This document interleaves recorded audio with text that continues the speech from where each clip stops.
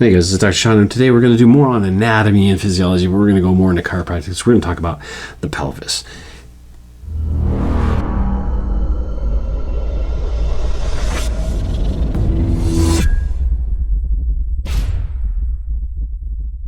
So the pelvis is made up of a bunch of bones, and it's what you're sitting on right now. So we have these bones at the bottom. I'm going to show it to you. This is the front view of it right here. There's a side view. This is the front. This is the back. This is up. This is down. Here's your tailbone for reference. Here's the back side. These are your sitting bones. These are your hip bones, we call them, your waist in through here. This is your tailbone is right here. So we're going to go over all the different bones and what they are. Okay, so let's start kind of in the middle. Now, at the base of the spine, there's 5 lumbar vertebrae that come down. They're very heavy and big, and they connect right in through here. I think I have one sitting here somewhere. I do.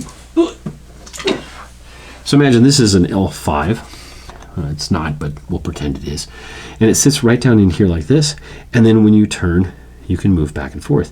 You can also do a little bit of rotation, and then when you bend forward and you bend back. So look at it this way, it's hard to see, right? But so we can see it this way, it's from the back. So sometimes they rotate this way, and this would give you like a sway back, okay, one side or another, or like a scoliosis. And that can be really painful if it's traumatic. You can get it if you sit too long, you get what's called joint creep, and the joint, either the disc in here will creep and kind of like ooze over in this position, and it gets stuck that way, and then when you stand up, the muscles spasm. That's a very common thing. The other thing too is these joints in through here, which are fibrous and very tough, very hard to move, they can actually move out of place sometimes, and you can have a sliding of the pelvis one way or another. Now in the chiropractic office, we do a lot of checks. We make sure that these are even when you're laying face down, and the legs, the thighs come off here. They travel down this way. Luckily, I have one.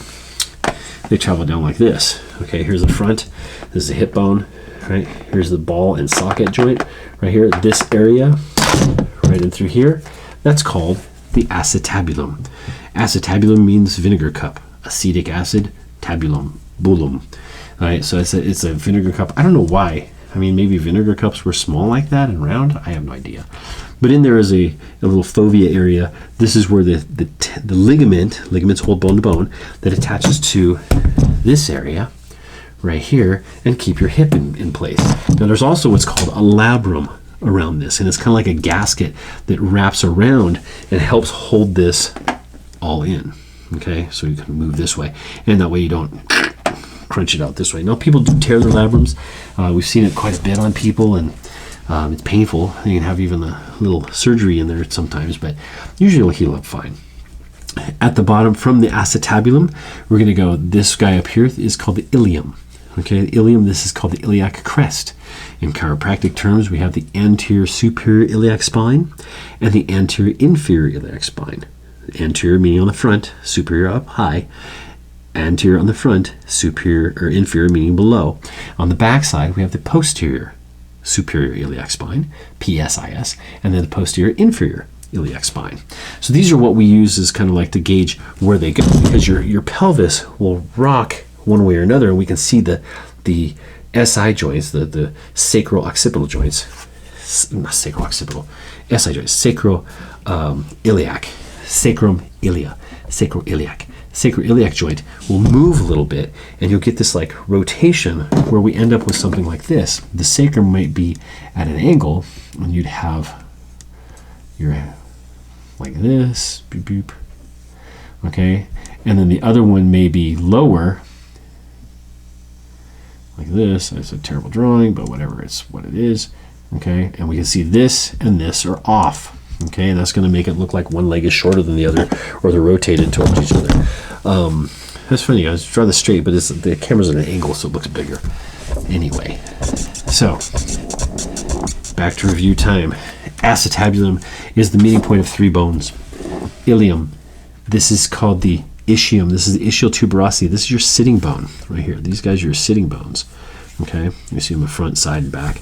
Sitting bones here, and this is called the pubis. This is the pubic symphysis. It's a big chunk of cartilage in here that actually loosens up when you're giving childbirth if you're a female, because the baby comes this way.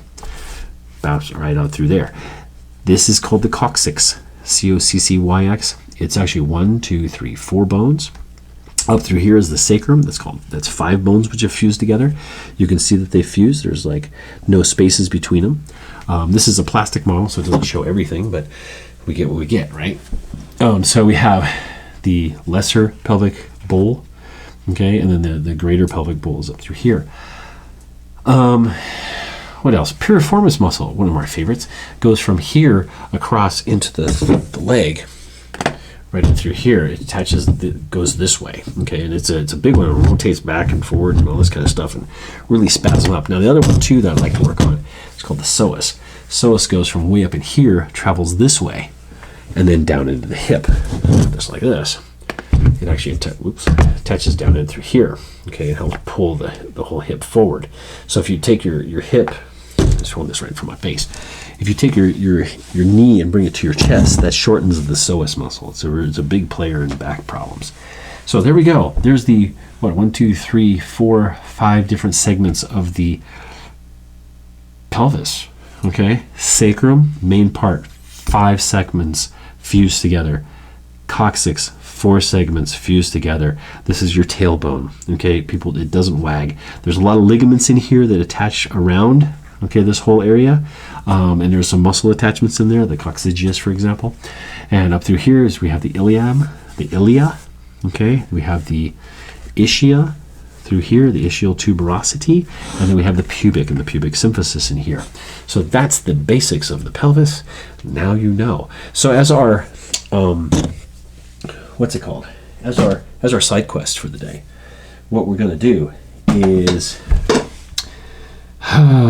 what is pelvic instability? Okay, look it up. Put your answer down in the comment if you ever had it. What'd you do for it? I'm a chiropractor. That's what we work on. We work on pelvic instability or pelvic misalignment or pelvic subluxation, all of these kind of things, and they're easy to fix. It can cause chronic problems if you don't address it early enough and frequent enough. And later on, I mean, I've had big problems with that in my past, but my pelvis, that is the pelvis alignment, and messed up my low back pretty bad, but you know, with basic care, it's all good to go. Do your homework, and hope to see you on the flip side of the anatomy show with Dr. Sean. Bye.